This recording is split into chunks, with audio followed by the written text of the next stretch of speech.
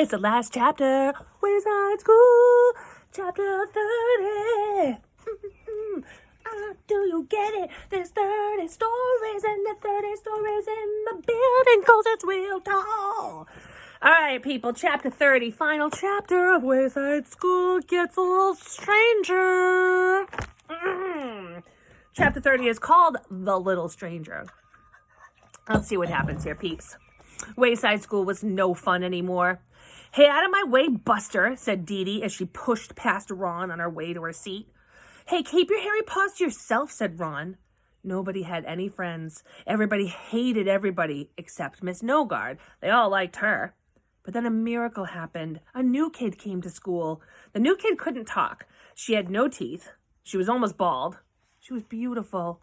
Her name was Mavis Jules. She was only 4 days old. She really was a new kid. Mrs. Jules carried her into the classroom, and when the baby came through the door, all the hate flew out the window. Louis came in behind them carrying a bassinet, a diaper bag, and an assortment of toys and a baby bottle. It's Mrs. Jules and her baby, Todd exclaimed. Louis set the bassinet on Todd's desk. Mrs. Jules gently laid her baby down in it on soft yellow blankets. Everyone crowded around the little stranger. Look at her totally tiny toes, Bibi squealed. Aren't those the cutest things you've ever seen in your whole life? Check out her nose, said Myron. Oh, she's so beautiful, Mrs. Jules, said Joy. Can I touch her? Sure, said Mrs. Jules. They took turns touching the baby. Goo, goo, goo, goo, said Mac as he gently shook Mavis's little hand. Iggly wiggly poo poo, said Allison, tapping her on the nose. Iggly wiggle poo poo poo, said Rondi, tickling her foot. Yibble bibble, said Todd. Oogle boo boo, cooed Joe. Well, she's never going to learn how to talk around you kids, said Mrs. Jules with a laugh. Dana was so happy that she cried. She hugged Mrs. Jules. They all took turns hugging Mrs. Jules. Of course, there was one person who wasn't happy. May I hold her, Mrs. Jules? Miss Nogard added sweetly. Mrs. Jules looked at the substitute teacher. It's okay, said Allison. Miss Nogard's a real nice teacher. Sure, go ahead, said Mrs. Jules. I'm sorry for interrupting your class like this. Oh, that's quite all right, said Miss Nogard, picking up Mrs. Jules's baby. She's just adorable. The window by Sherry's desk was wide open. That's kind of dangerous, Miss Nogard realized. Somebody might accidentally drop something out the window. She slowly moved toward the window as she swayed with the baby. I've heard so much about you, Mrs. Jules, she said. The children have missed you. I've missed them too, said Mrs. Jules. There was a rubber band ball on the floor next to Sherry's desk. Sherry had been making it, although it wasn't nearly as big as the one Mr. Kidswatter had been making. If I tripped over that rubber band ball, something awful might happen, thought Miss Nogard.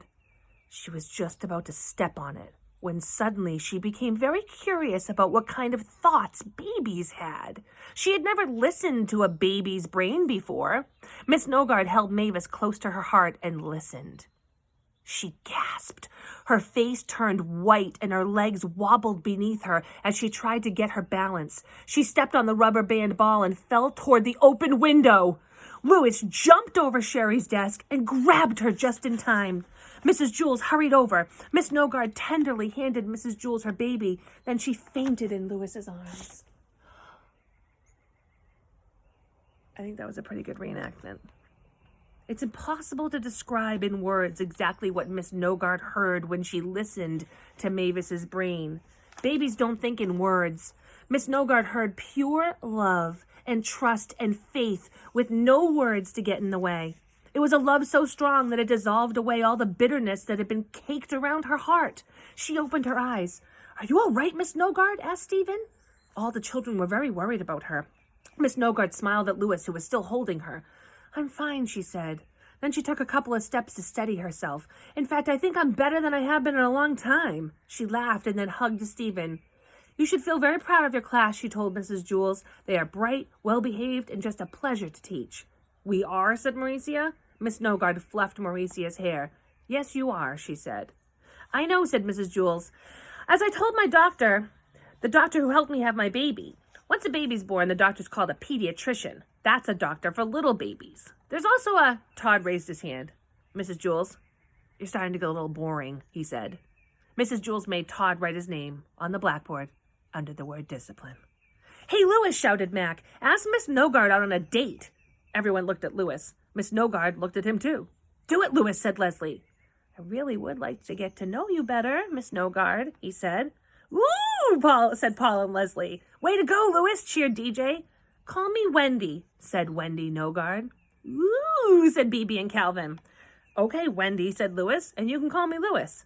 "I already do," said Wendy, and she smiled at him. He smiled back. "So what do you say?" she said. "Would you like to go out sometime?" Miss Nogard hesitated. "Say yes, Miss Nogard," urged Jenny. Miss Nogard took a deep breath. "I like you, Louis," she said, "but I think there's something you should know about me first." She bent over and parted her hair on top of her head. Everyone crowded around as they tried to get a good look. "It's an ear," said Jason. "Yes, it's an ear," said Miss Nogard. "Cool," said Terrence. "Can I touch it?" asked Dana. Everyone took turns touching the ear. The one on top of her head, I mean. "So, Louis, are you sure you still want to go out with me?" she asked. Louis held her hands in his. "I like you a lot," he said. "It doesn't matter how many ears you have." He paused for a second. "How many ears do you have?" "Just 3, she assured him. "I think your ears are beautiful," said Louis. "I think your nose and eyebrows are beautiful." Miss Nogard didn't have to read Louis's mind to know he was telling the truth. She could see it in his eyes. His eyes were like the moon. She kissed him. "Oh, what's happening here?" Her mustache tickled, and everybody oohed. Ah, it ended with love and romance and love. So sweet. I love it so much.